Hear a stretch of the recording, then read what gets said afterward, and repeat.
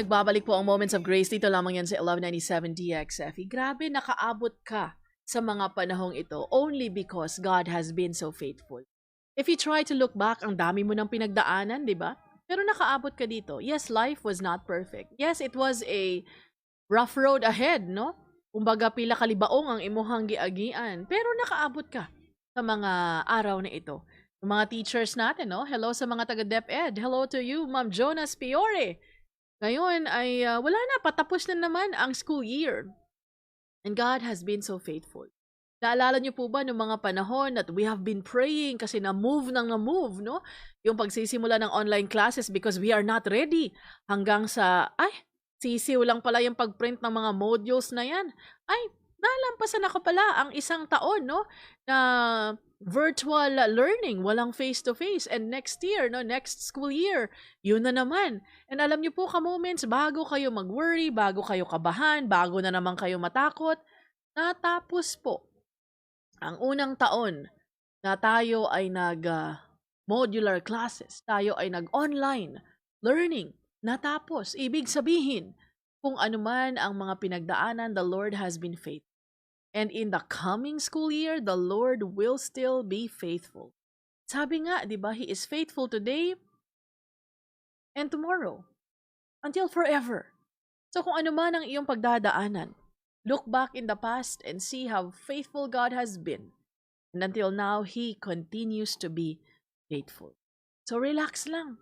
Ang mga anak natin na nahihirapan tayo kasi hindi natin makontrol, alam niyo po ba, na yes, kanya-kanya tayo ng mga kailangan gawin.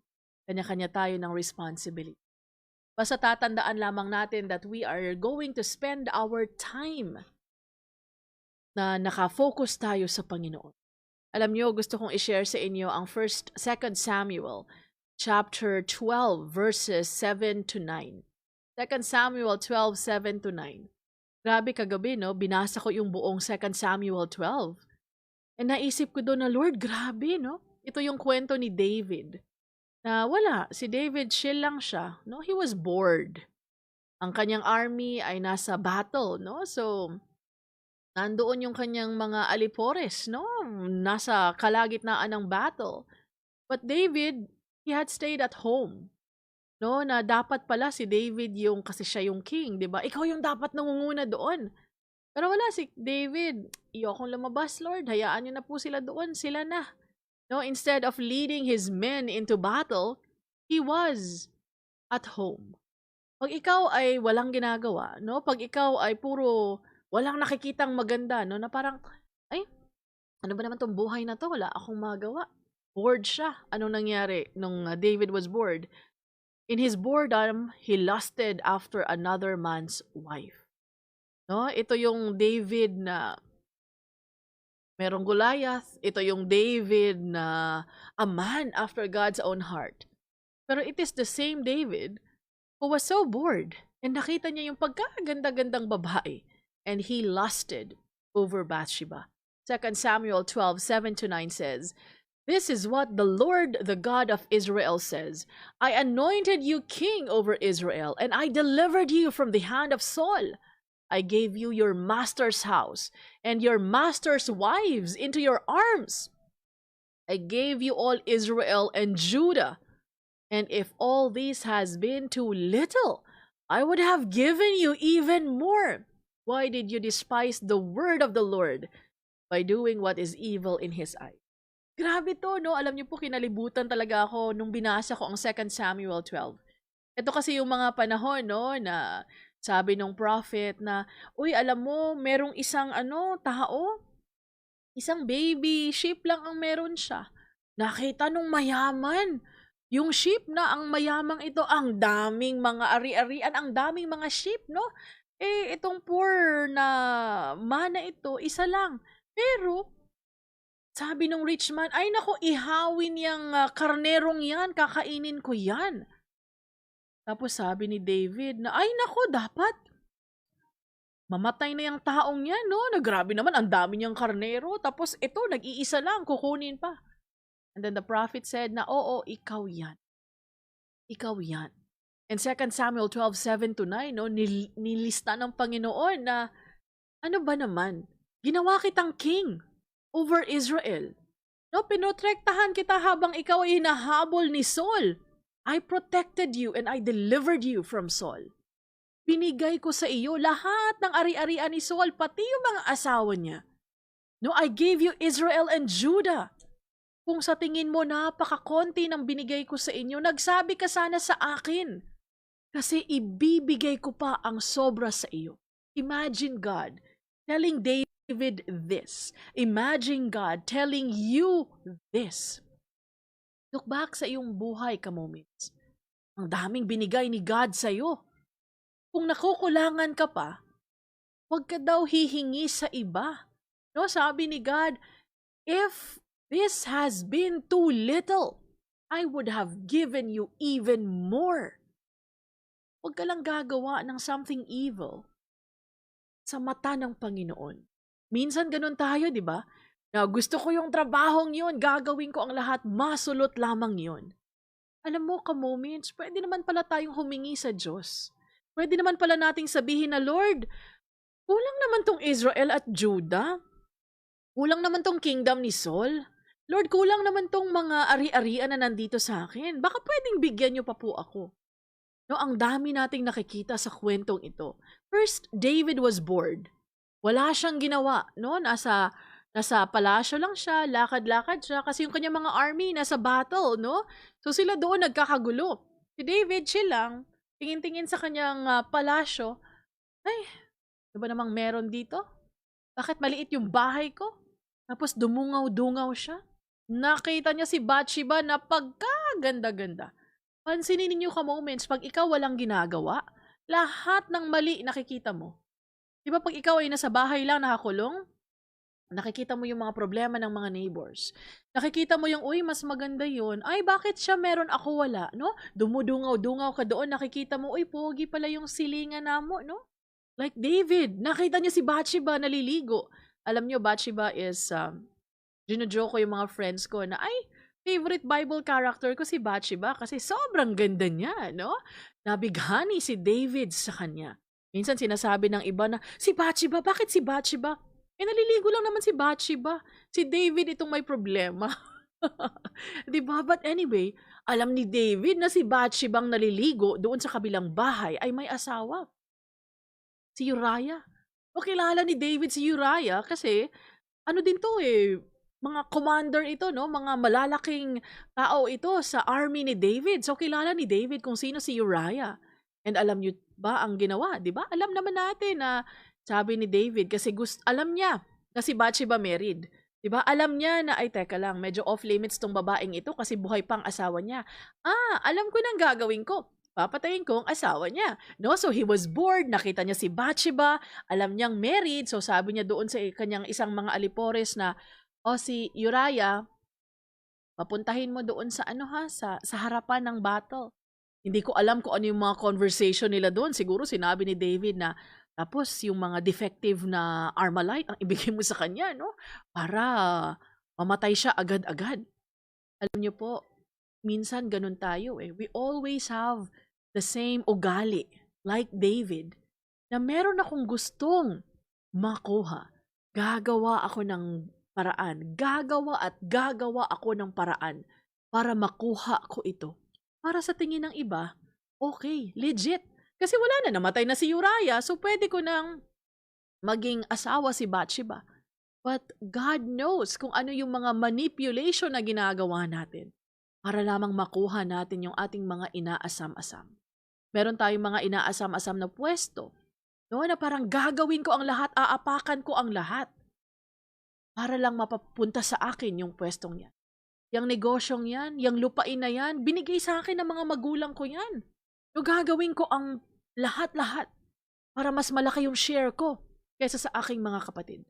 And like most people, like you and me who mess up, David was trying to cover up one sin after another.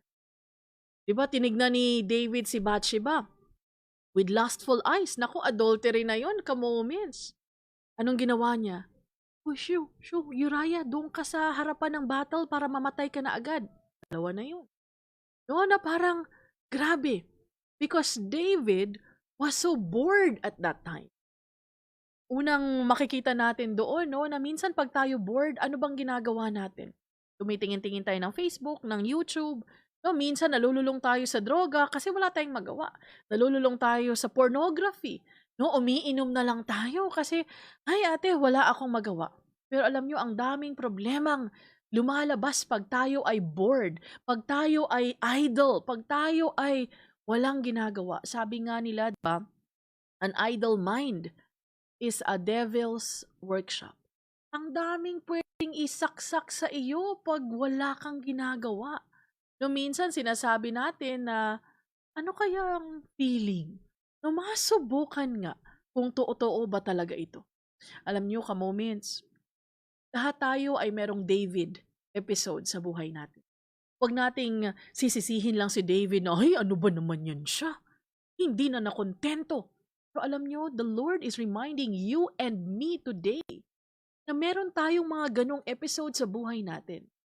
When we are idle, when we are bored, we see something or someone we lust after.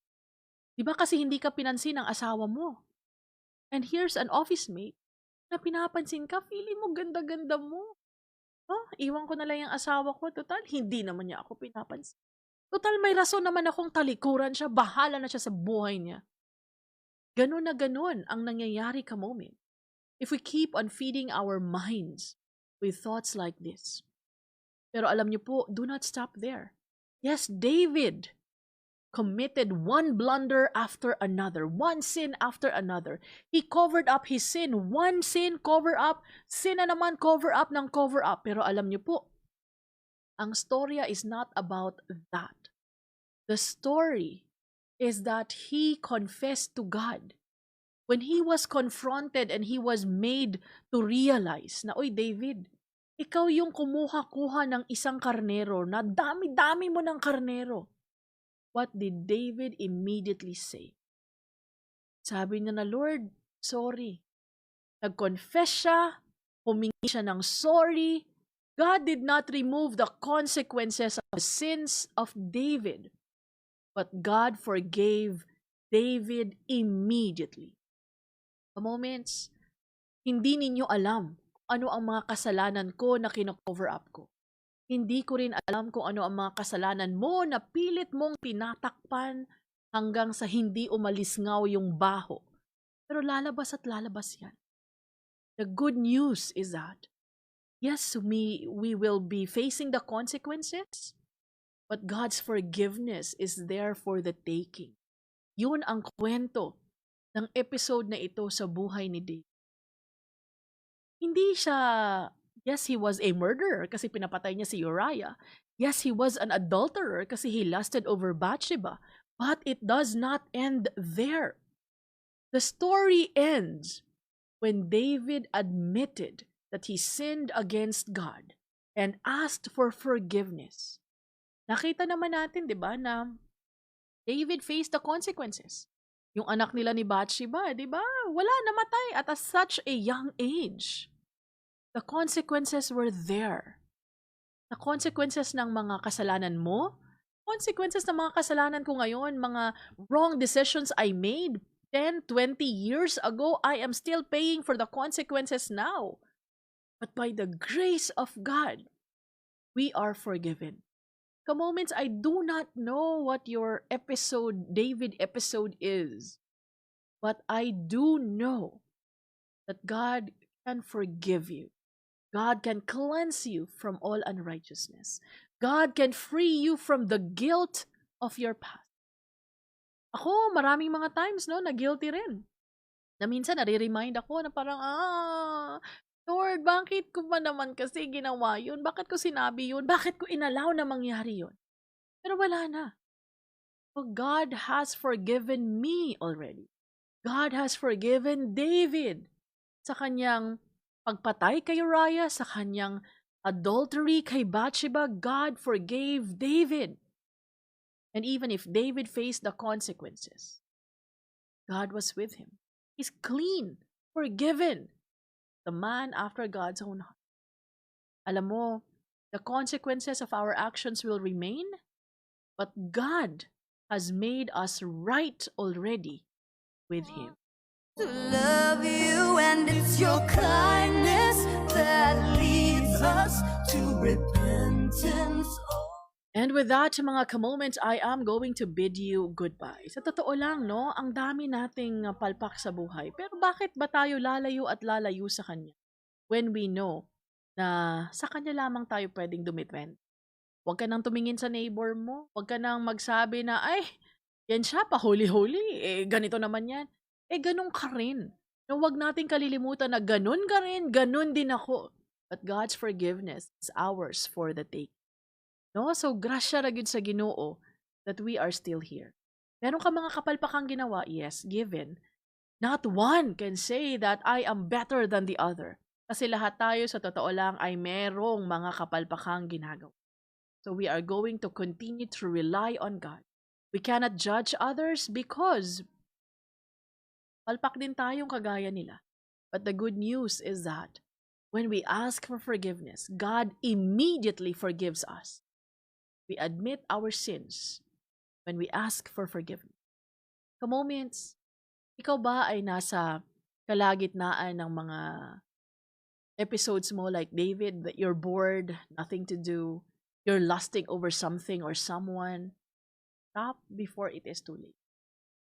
Stop habang nasa isip mo pa. Huwag mo nang gagawin. Mas malaking problema pag ginawa pa natin. God willing, we will be seeing each other again tomorrow. Ma'am Grace Pagunsan, welcome back home. And God bless you as well. So, ka-moments, kita tayo uli bukas ha. God allows us to be here. Sir Chris and Ma'am Shelly Eduarte, God bless you po. Bye for now.